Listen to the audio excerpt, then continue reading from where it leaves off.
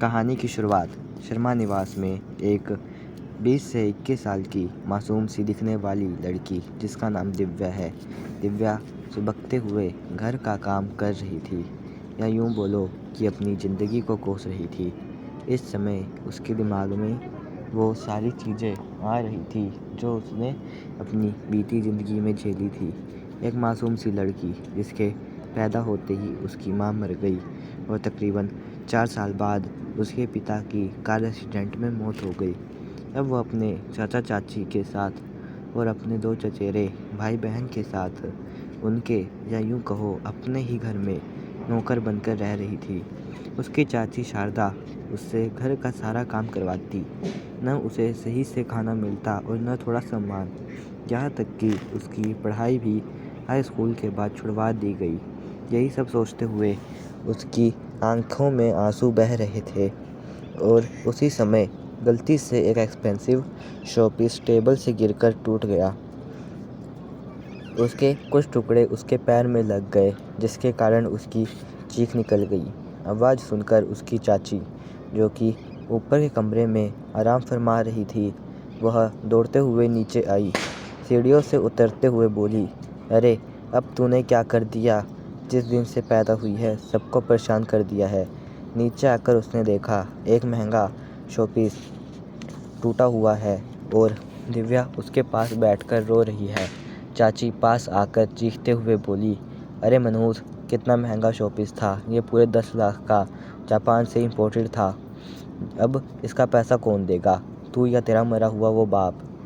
ये सुनते ही दिव्या फूट फूट कर रोने लगी और बोली, चाची मुझसे गलती से टूट गया, मुझे माफ़ कर दो और मेरे पापा को प्लीज़ कुछ बुरा भला मत बोलिए। आप जिस जायदाद और पैसे पर घमंड दिखा रही हैं वो मेरे पापा की ही है। इतना सुनते ही शारदा ने उसे एक जोरदार चांटा रसीद दिया। उसका पूरा चेहरा एक तरफ झुक गया। शारदा बोली, तेरी इतनी हिम्मत, एक तो तेरा सारा खर्चा भी उठाओ और तेरे नखरे भी सहो। अभी तक इतना काफ़ी नहीं था, लगता है तेरे चाचा से बात करनी पड़ेगी। जा घर की सफाई कर और के डिनर की तैयारी कर और आज रात तुझे खाना नहीं मिलेगा। आज शाम को सारी बात करके तेरी अकल ठिकाने लगाई जाएगी। दूसरी तरफ अग्रवाल ग्रुप ऑफ इंडस्ट्रीज़ के 25वें फ्लोर पर एक कैबिन में एक लड़का जो कि 28 साल का, लंबा चौड़ा, काली गहरी आंखें, गेहुआ रंग, खिड़की से बाहर देखकर शैतानी हंसते हुए अपने असिस्टेंट राहुल से पूछता है, मेहता इंडस्ट्रीज़ के प्रोजेक्ट का क्या हुआ? राहुल हकलाते हुए बोला, सर वो हमारी driver company Singhania group of company के सीईओ राजवीर सिंघानिया ने हमारा मेहता इंडस्ट्रीज़ के साथ का वो प्रोजेक्ट कैंसिल करवा दिया, जिस वजह से हमें 100 करोड़ का नुकसान हो गया। ये सुनकर शिवम गुस्सा हो गया।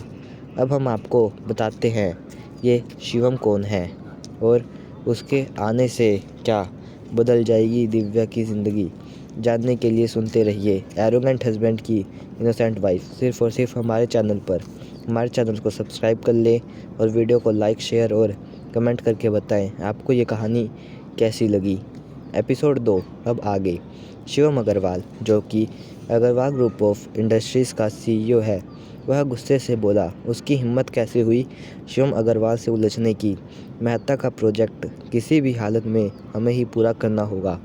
इसके लिए जो भी करना पड़े वो करो, लेकिन प्रोजेक्ट वापस अग्रवाल ग्रुप ऑफ इंडस्ट्रीज़ को ही मिलना चाहिए। राहुल बोला, जी सर। शर्मा निवास में शाम के 7 बजे एक और अथर्व शर्मा सोफे पर बैठकर शाम की चाय पी रहे थे। तभी शारदा जी उनके पास आकर बैठते हुए बोली, जानते हैं आज आपकी भतीजी ने हमारा 10 लाख का महंगा फूलदान तोड़ दिया और ऊपर से मेरे साथ बदतमीज़ी की और हाथ उठाने की कोशिश भी। इतना सुनते ही अथर्व शर्मा गुस्से से तिलमिला उठे। वह गुस्से से चिल्लाते हुए बोले, दिव्या दिव्या। उस समय दिव्या जो कि तकिए में अपना मुंह छुपाए सुबक रही थी, वह चाचा के गुस्से से भरी आवाज़ सुनकर घबरा उठी। उसे अंदाज़ा हो गया था कि शारदा जी ने उन्हें सब बता दिया होगा, तो वो डरते हुए हॉल की तरफ बढ़ रही थी। दिव्या, जिसकी आंखें लाल और चेहरा सूज गया था, वह घबराते हुए अपने चाचा जी के सामने खड़ते हुए बोली, जी चाचा जी। यह मैं क्या सुन रहा हूँ दिव्या? तुमने अपनी चाची पर हाथ उठाने की कोशिश की। क्या तुम भूल गई हो? तुम्हारी चाची ने तुम्हें बचपन से लेकर आज तक एक माँ की तरह पाला है। इसका तुम यह सिला दे रही हो। दिव्या डरते हुए बोली, चाचा जी, मैंने ऐसा कुछ भी नहीं किया। चाची झूठ बोल रही हैं। इतना सुनते ही चाची मगरमच्छ के आंसू बहाते हुए बोली, देखो देखो, अब तो ये मुझे झूठा भी साबित करने लगी। इसी बीच अनु और आरव हॉल में आते हुए बोले, मम्मी पापा, यहाँ क्या हो रहा है? चाची उसी तरह रोते हुए बोली, अरे मैं क्या बताऊँ, तुम्हारी बहन से पूछो। इसने पहले तो महंगा शोपीस तोड़ दिया और मेरे पूछने पर मुझ पर हाथ उठाया। इतना सुनते ही आरव दिव्या को झंझोड़ते हुए बोला, तुम्हारी इतनी हिम्मत, जिस थाली में खाती हो उसी थाली में छेद करती हो। इतना बोलते ही उसने दिव्या को धक्का दे दिया। तभी अथर्व जी उसे संभालते हुए बोले, आरव, तुम्हें शर्म नहीं आती अपनी बड़ी बहन से इस तरह बर्ताव करते हुए? माफ़ी मांगो अपनी बहन से।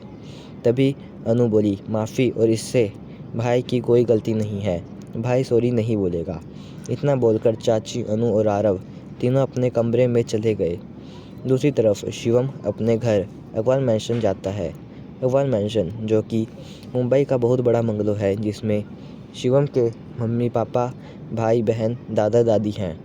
शिवम घर का सबसे बड़ा बेटा है। शिवम अपनी कार से उतर कर अंदर जाता है। अंदर जाकर देखता है कि सोफे पर उसके दादा दादी और पापा आपस में बातचीत कर रहे थे। उसकी मम्मी खाने की तैयारी करवा रही थी। तभी उसकी मम्मी की नज़र उसके ऊपर पड़ जाती है। उसकी मम्मी शिवम को देखते ही बोली, शिव बेटा, तुम दरवाजे पर खड़े होकर क्या कर रहे हो? अब आप लोग सोच रहे होंगे कि ये शिव कौन है। शिव कोई और नहीं, शिवम ही है, जिसे उसके परिवार वाले शिव बोलते हैं। तभी शिव के दादाजी और दादी जी भी शिव को देखते हैं और बोले, आओ मेरे पास बैठो। शिव उनके पास चला जाता है और सोफे पर बैठ जाता है। उसके दादाजी और दादी जी बोलती हैं कि हमें तुमसे कुछ ज़रूरी बात करनी है। अब वो ज़रूरी बात क्या है वो आपको आगे के एपिसोड में पता चलेगा। वो ज़रूरी बात क्या होगी ये कमेंट करके बताएं। तब तक के लिए बाय बाय। मिलते हैं दूसरे एपिसोड के साथ। धन्यवाद हमारी कहानी को यहाँ तक सुनने के लिए। एपिसोड 3, जैसे कि आपने पिछले एपिसोड में सुना होगा कि शिवम के दादाजी और दादी जी उनसे कुछ ज़रूरी बात करना चाहते थे। अब आगे उसके दादाजी बोलते हैं, शिव, तुम पूरे 28 साल के हो गए हो, शादी के बारे में क्या सोचा? शिव, दादाजी, मेरी शादी की कोई इच्छा नहीं है। तभी सीढ़ियों के पास से आवाज़ आती है, हाँ, शादी में इनका इंटरेस्ट क्यों होगा, जबकि इन्हें तो लड़कियों में कोई इंटरेस्ट ही नहीं है। जब देखो सिर्फ काम काम और सिर्फ काम। इनका वो असिस्टेंट है ना, वो राहुल, हमेशा जोंक की तरह इनसे चिपका रहता है, जैसे कि वही इनकी गर्लफ्रेंड है। यह सुनकर सब मुस्कुराने लगे। शिव गुस्से से उसे घूरने लगा और बोला, दादाजी, सबसे पहले आप मनीष की शादी करवाइए। दादाजी बोले, वह अभी बहुत छोटा है, तू अपनी शादी के बारे में सोच। और मनीष, तुम अपने बड़े भाई के बारे में ऐसा कैसे बोल सकते हो? मनीष जो कि शिव का छोटा भाई है, जिसकी उम्र 26 साल है, उसकी पर्सनैलिटी भी अच्छी है, रंग गोरा, आंखें थोड़ी भूरी और सिक्स पैक ऐब वाला है। वह सोफे के पास आकर बैठते हुए बोला, दादाजी, आप मेरी फ़िक्र मत कीजिए, मैं आपकी बहू खुद ढूंढ लूँगा। यह सुनकर शिवम की त्योरियाँ चढ़ गई और शिव बोला, तुमसे ऑफिस का काम तो होता नहीं, बस गर्लफ्रेंड बनाना आता है। तभी ऊपर के कमरे से नीचे उतरते हुए एक लड़की दिखती है और वह सोफे पर बैठते हुए बोलती है, मनीष भाई, आपका तो अभी अभी श्रेया गोयल से ब्रेकअप हुआ था ना, आपको इतनी जल्दी कोई नई गर्लफ्रेंड मिल गई क्या? ये सुनकर सबके चेहरे का रंग उड़ गया और सब मनीष को घूरने लगे।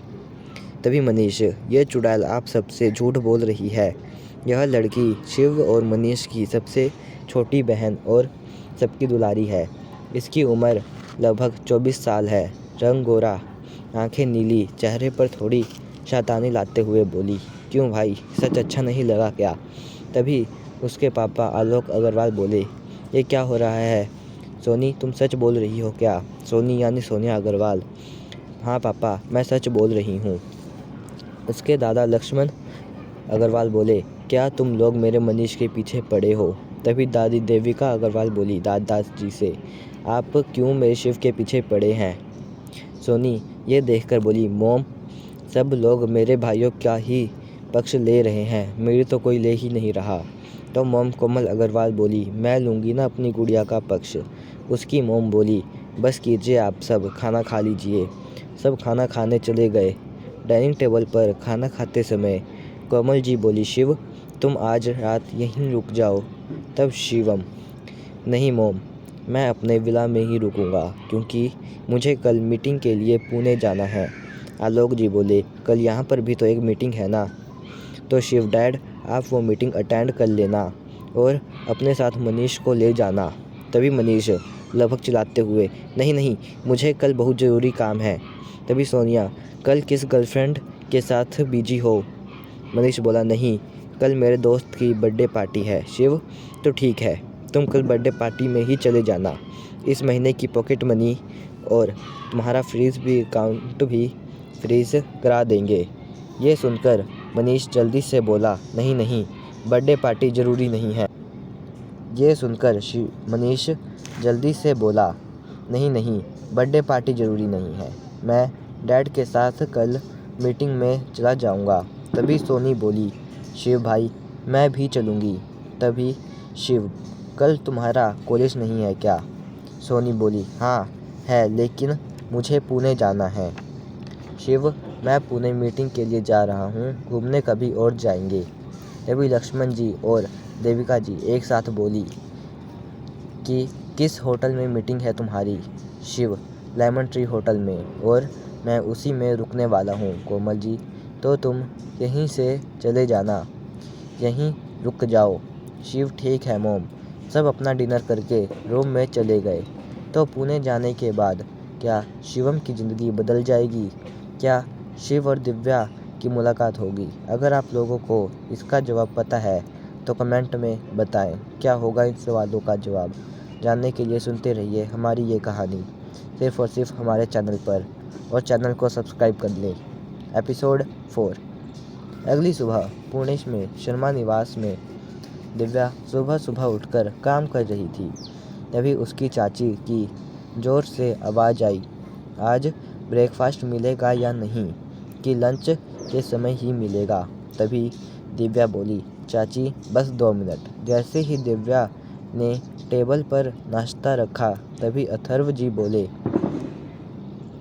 नीचे आते हुए कि दिव्या बेटा, आज तुम अपने लिए कुछ नए कपड़े खरीद लेना। उतने में ही शारदा बोली, पर क्यों? अथर्व जी बोले, क्योंकि मैंने दिव्या के लिए एक लड़के को पसंद किया है और वो इसे देखने आ रहा है। तभी शारदा जी बोलने लगी, पर वह कुछ सोच रुक गई। फिर थोड़ी देर बाद बोली, आ जाओ बेटा, आकर हमारे साथ ही नाश्ता कर लो। दिव्या यह सुनकर हैरान नहीं हुई, क्योंकि उसे पता था कि ये सब दिखावा है। वो बिना कुछ बोले नाश्ता करने बैठ जाती है। वहीं दूसरी तरफ अग्रवाल मैंशन सब डाइनिंग टेबल पर बैठकर शिव का इंतज़ार कर रहे थे। तभी आलोक अग्रवाल अपनी पत्नी से बोले, कहाँ हैं आपके लाड साहब? एक तो घर पर रुकते नहीं, और अगर कभी ज़बरदस्ती रोक लो तो वह कभी समय पर दिखते नहीं। कोमल जी जैसे ही कुछ बोलने के लिए अपना मुंह खोलती हैं, वैसे ही मनीष बोला, शैतान का नाम लिया और शैतान हाजिर। यह सुनकर सभी उस तरफ देखने लगे जिस तरफ मनीष देख रहा था। शिव गुस्से से घूरते हुए मनीष से पूछता है, यहाँ शैतान कौन है? मनीष धीरे से बोला, आपसे बड़ा शैतान कौन है? यह सुनकर सोनिया हंसते हुए बोली, अगर शिव भाई ने सुन ली ना तो तुम्हें पता चल जाएगा कि असली शैतान क्या होता है। यह सुनकर मनीष डर गया। तब तक शिव डाइनिंग टेबल पर आ चुका था। उसने सोनिया और मनीष को फुसर-फुसर करते हुए देख लिया और पूछता है, क्या बात हो रही है? तभी सोनिया अपने चेहरे पर शैतानी मुस्कुराहट से मनीष को देखते हुए बोली, शिव भाई, कुछ नहीं। मनीष भाई ने कल एक शैतान को देख लिया था। इतना बोल वह थोड़ी देर के लिए रुक गई, फिर बोली, सपने में। इसी बीच शिव बोला, मेरा ब्रेकफास्ट हो गया, मैं जा रहा हूँ पुणे के लिए। 3 घंटे बाद दिव्या एक बड़े से मॉल के पास खड़ी थी और सोच रही थी कि वो अंदर जाए या ना जाए। फिर कुछ सोच वह अंदर चली गई। मॉल से कुछ दूरी पर शिवम की गाड़ी भी खड़ी थी और शिवम गाड़ी का बोनट खोलकर कुछ कर रहा था। वह अपनी गाड़ी को ठीक करने की कोशिश कर रहा था, पर उससे उसकी गाड़ी ठीक नहीं हुई। उसने आसपास किसी मैकेनिक के बारे में पूछा और उसने उस मैकेनिक को फ़ोन करके जहां वह अभी था वहां बुला लिया। आधे घंटे बाद वहां एक मैकेनिक आ गया। शिवम ने मैकेनिक से पूछा, गाड़ी कब तक ठीक होगी? मैकेनिक बोला, सर 3 से 4 घंटे लग जाएंगे। तभी शिवम अपने असिस्टेंट राहुल को फ़ोन करके अपनी लोकेशन भेज देता है और कहता है, जल्दी गाड़ी लेकर आओ। फिर उसने अपने कपड़ों की तरफ देखा। फिर उसने मैकेनिक से पूछा, क्या यहाँ कोई कपड़े का शोरूम है? मैकेनिक बोला, जी साहब, यहीं पास में एक मॉल है। यह सुनकर शिवम उस मॉल की तरफ चला गया। मॉल के बाहर पहुँच जैसे ही वह अंदर जाने लगा, तभी एक गार्ड ने उसे रोक लिया और कहता है, अरे ओ फटीचर मैकेनिक, तुम्हारे जैसे लोगों की हिम्मत कैसे हुई यहाँ आने की? तुम्हारी इतनी औकात नहीं। शिवम कुछ बोलता, इससे पहले एक लड़की की आवाज़ आई, ये क्या तरीका है किसी से बात करने की? शिवम उस तरफ देखता है जहाँ से आवाज़ आई। उसने देखा कि एक 20 से 21 साल की लड़की, जिसका रंग गोरा, आंखें काली, चेहरे पर दुनिया भर की मासूमियत, कोई मेकअप नहीं, मेकअप के नाम पर आंखों में काजल, होठों पर पिंक लिपस्टिक लगा रखा था। शिवम उसे देखता रह गया। तभी उसके कानों में एक थप्पड़ की आवाज़ गूंजी। तभी उसका ध्यान टूटा। गार्ड गुस्से से, ए लड़की, तेरी इतनी हिम्मत कैसे हुई कि तूने मुझ पर हाथ उठाया? गार्ड इतना बोल कर गार्ड ने लड़की को धक्का दे दिया। इससे पहले वह लड़की नीचे गिरती, शिवम ने उसे उसकी कमर से पकड़ लिया। जब उसे गिरने का एहसास नहीं हुआ तो उसने अपनी आंखें बंद कर ली थी, क्योंकि उसे ने डर के वजह से अपनी आंखें बंद की कर हुई थी। उसने जब अपनी आंखें खोली तो उसके सामने शिवम का हैंडसम चेहरा था। फिर शिवम ने उसे सीधा खड़ा कर दिया। दिव्या ने उस गार्ड को देखते हुए बोली कि इनके पास पैसे नहीं हैं तो मैं इन्हें अपने पैसे से शॉपिंग करवा दूंगी। यह सुनकर शिवम को गुस्सा आ गया। वह गुस्से से बोला, एक्सक्यूज़ मी, आपने मुझे भिखारी समझ रखा है क्या? अगर मेरे पास पैसे नहीं होते तो मैं यहाँ आता ही नहीं। तभी गार्ड बोला, भिखारी नहीं तो तू क्या अरबपति लग रहा है? और तेवर तो ऐसे दिखा रहा है जैसे ये मॉल तेरा ही है। तभी दिव्या को एक फ़ोन आया। यह फ़ोन उसकी चाची का था। फ़ोन उठाते ही शारदा जी बोली, अरे मनहूस कलमुही, कहाँ मर गई? कपड़े लेने गई है कि कपड़े बनाने गई है? तुझे बस घूमने का बहाना चाहिए। तुझे गए 3 घंटे से भी ज़्यादा हो गए, जल्दी घर आ। तभी दिव्या शिवम की तरफ घूमकर उसके हाथ में कुछ पैसे रखते ये हुए बोली, आप इन पैसों से अपने लिए कपड़े खरीद लेना। यह देख वह वहाँ से भाग गई और शिवम मुंह खोले देखता रह गया। क्या शिवम और दिव्या की मुलाकात फिर होगी? क्या होगा उस गार्ड का? कौन है वो लड़का? क्या इरादे हैं इस शादी के पीछे? इन सभी सवालों के जवाब जानने के लिए सुनते रहिए हमारी ये कहानी सिर्फ़ और सिर्फ हमारे चैनल पर। एपिसोड 5। दिव्या के वहाँ से जाने के बाद उसका असिस्टेंट राहुल उसके हाथ से पैसे लेते हुए गिनने लगा। वह गिनकर बोला, इसमें 100 के 20 नोट हैं। राहुल बोला, सर इसमें तो आपकी या तो शर्ट आएगी या तो पैंट, वो भी मुश्किल से। यह सुनकर शिवम उसे घूरते हुए बोला, अगर तुम मेरा असिस्टेंट के साथ साथ दोस्त नहीं होता तो तू आज जिंदा नहीं होता। यह सब वहाँ खड़ा गार्ड देख रहा था और बोला, अरे निकलो यहाँ से, भीड़ मत करो, किसी फुटपाथ से कपड़े ले लो। यह सुनकर राहुल और शिवम दोनों साथ में उसे घूरने लगे। तभी राहुल ने मॉल के मैनेजर को एंट्रेंस पर बुलाया। मैनेजर भागते हुए थोड़ी देर में एंट्रेंस पर पहुंच गया। वहां पर शिवम को देख कर मैनेजर ने कहा, गुड मॉर्निंग सर, आप यहाँ कैसे? राहुल बोला, कुछ नहीं, हमारे मॉल में किस तरह ग्राहकों का स्वागत किया जाता है वही देखने आए थे। तभी शिवम बोला, सिक्योरिटी हेड को बुलाओ। तभी थोड़ी देर में वहाँ सिक्योरिटी हेड भी आ गया और वहाँ खड़ा गार्ड हैरानी से सब कुछ देख रहा था क्योंकि उसे कुछ समझ में नहीं आ रहा था। उसने डरते हुए मैनेजर से पूछा, सर ये है कौन? तभी मैनेजर बोला, यह अग्रवाल ग्रुप ऑफ इंडस्ट्रीज़ के CEO शिवम अग्रवाल हैं और इस मॉल के मालिक। यह सुनकर गार्ड उसके पैरों में गिरकर माफ़ी मांगते हुए बोला, सॉरी सर, मुझे माफ़ कर दो। तो शिवम बोला, मैं तुझे माफ़ कर दूं, तूने मेरे से बदतमीज़ी की और उस लड़की को धक्का दिया।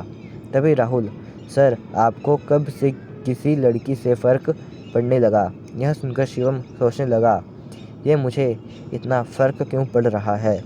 शिवम ने अपने विचारों को झटकते हुए राहुल से बोला, तुम अपना काम करो, इसे फायर करो। फिर वह मॉल के अंदर चला गया और उसने वहाँ से एक बिजनेस 3 पीस सूट निकाला और पहनकर वापस बाहर आया और मीटिंग के लिए होटल चला गया। होटल के मीटिंग रूम में जाने से पहले उसने राहुल से कहा, मुझे उस लड़की का पूरा डिटेल लाकर दो।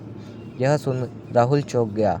तभी शिवम को दिव्या के दिए हुए पैसों के बारे में याद आता है और उसने राहुल से कहा, मुझे वो पैसे दो। तभी राहुल बोला, सर वह पैसे मेरे पास ही रहने दो ना, मेरे काम आ जाएंगे। तभी शिवम फ्लो में बोला, इतने प्यार से उसने मुझे पैसे दिए हैं और तो उस पर कुंडली मार कर बैठ गया। सर आप 2000 रुपये के लिए मुझे सुना रहे हो?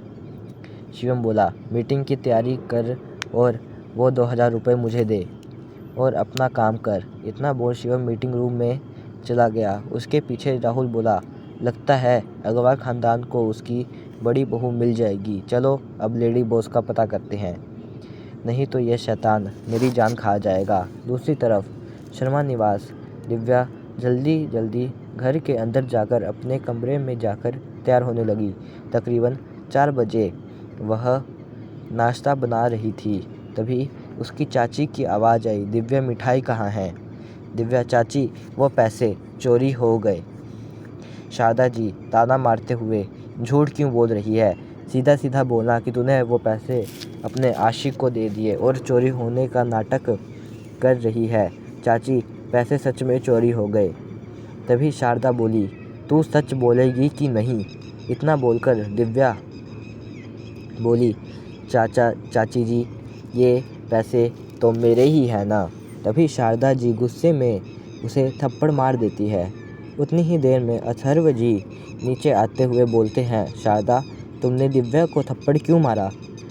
शारदा जी बोली, इसने पैसे चुराकर अपने आशिक को दे दिए। तभी दिव्या बोली, नहीं चाचा जी ये झूठ है।